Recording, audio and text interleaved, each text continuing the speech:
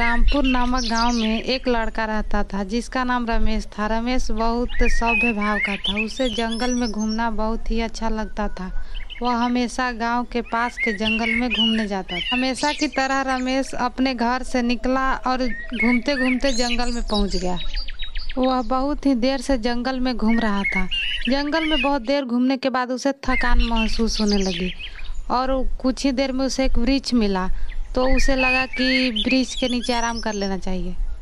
और फिर रमेश बोला, वाह, कितनी ठंडी हवा चल रही है। यहाँ थोड़ी देर बैठकर मैं आराम कर लेता हूँ। अरे, ये चिड़िया तो मुझे कब से देखी ही जा रही है। चले जाओ यहाँ से, मैं तुम्हें यह पेड़ नहीं काटने दूंगी। यह मेरा पेड़ है। चिड़िया को ऐसा लगा कि रमेश उसका वृक्ष काट रहा है। तभी रमेश बोला, अरे, ये कैसे संभव है? तुम हमारी तरह बात कर सकते हो? अरे वाह, बोलने वाली चिड़िया। चिड़िया की बातें सुनकर रमेश को बहुत ही आश्चर्य हुआ। उसने पहली बार ऐसी इंसानों की तरह बोलने वाली चिड़िया को देखा। और फिर रमेश की बातें सुनकर चिड़िया बोली, यही तो तुम इंसानों की गलती है। तुम लोग को लगता है कि हम इंसानों की तरह बात नहीं कर सकते हैं। हम पक्षी वो सब कर सकते हैं जो एक इंसान करता है। हम पक्षियों को किसी से कम मत समझना। अरे नहीं दोस्त, मेरा वह मतलब नहीं था। मैंने अपनी ज़िंदगी में पहली बार ऐसे पक्षी को देखा जो इंसानों की तरह बात कर सकता है। मुझे यह बात बहुत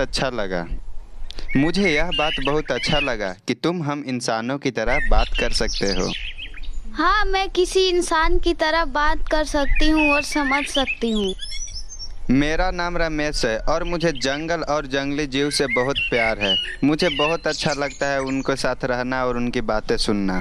क्या तुम मेरा दोस्त बनोगे? रमेश की बात सुनकर चिड़िया को अच्छा लगा और फिर चिड़िया बोली, तुम्हारी बात सुनकर लगता है कि तुम अच्छे इंसान हो। ठीक है, दोस्त बनने के बारे में सोचूंगी। क्या अब हम दोनों दोस्त हैं? हाँ ठीक है, पर तुम मुझे पकड़ने के बारे में सोचना भी मत। नहीं दोस्त, मैं ऐसा क्यों करूँगा? रमेश और पक्षी में दोस्ती हो गई। कई दिनों तक ऐसा ही चलता रहा। रमेश पक्षी वाले वृक्ष के पास आता और दोनों साथ में बैठकर ढेर सारी बातें करते। एक दिन की बात है, दुर्भाग्य से उसी जंगल में एक दुष्ट शिकारी आ जाता है और वह जंगल में जाल लगाने के लिए जगह खोजने लगता है। और ये शिकारी उसी चिड़िया के पेड़ के पास अपना जाल लगा देता है। पिंजरा लगाने के लिए मुझे ये बहुत ही अच्छी जगह मिले, यहाँ पर लगा देता हूँ। एक दो पंछी तो फंसा ही लूँगा। और फिर यह बात कहकर शिकारी वहाँ से जाल लगाकर चला जाता है। थोड़ी देर बाद चिड़िया उस पिंजरे के पास आती है और बोलती है, अरे वाह, ये क्या चीज़ है और इसमें तो खाना भी है। यह जरूर मेरे दोस्त ने ही रखा होगा। मैं इसमें अंदर जाकर देखती हूँ कि यह कैसा है। और चिड़िया को ऐसा लगा कि पिंजरा उसका दोस्त रमेश ने रखा है। तब यह सोचकर चिड़िया पिंजरे के अंदर चली गई। अरे, यह तो किसी शिकारी का जाला लगता है। अब तो मैं इसमें फंस चुकी हूँ। थोड़ी देर में वहाँ शिकारी आ जाता है और देखता है कि चिड़िया फंस चुकी है।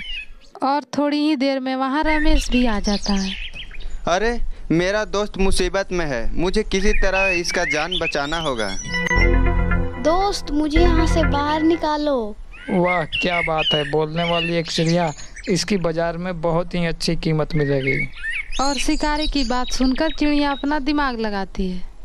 तुम मुझे अकेले नहीं ले जा सकते। अगर तुम मुझे कुछ देर के लिए छोड़ दोगे तो मैं अपने कुछ दोस्तों को बुलाकर लाऊंगी। और चिड़िया की बात सुनकर डाकू बोलता है, तुम बोलने वाली चिड़िया हो, इसका ये मतलब नहीं कि तुम मुझे बेवकूफ़ बना दोगी।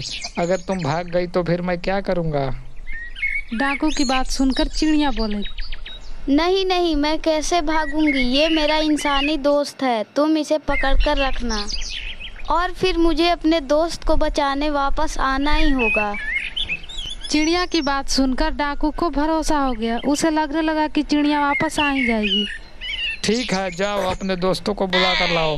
तब तक मैं तुम्हारे इस दोस्त को पकड़कर अपने पास रख लेता हूँ। लेकिन याद रखना, वापस जरूर आना। और फिर यह कहकर डाकू पिंजरा खोल देता है और चिड़िया वहाँ से उड़ जाती है। रमेश थोड़ी देर डाकू के पास रहने के बाद बोलता है, मुझे ज़रूरी काम है, मैं काम ख़त्म करके जल्द ही तुम्हारे पास आता हूँ। बिल्कुल नहीं, तुम यहाँ से कहीं नहीं जा सकते। अगर तुम यहाँ से भाग गए तो? अगर मैं नहीं आया तो मेरा दोस्त चिड़िया आ रहा है, तुम उसे पकड़ लेना और उसे बचाने के लिए मुझे तो आना ही होगा। रमेश ने डाकू को बेवकूफ़ बना दिया और यह बात डाकू को समझ नहीं आई। ठीक है, जाओ, लेकिन जल्दी आना। तब तक मैं तुम दोनों का यहीं पे इंतजार कर रहा हूँ। डाकू को बेवकूफ़ बनाकर रमेश और चिड़िया वहाँ से निकल जाते हैं। रमेश वहाँ से भागकर सीधा अपनी चिड़िया दोस्त के पास आता है और चिड़िया से बोलता है,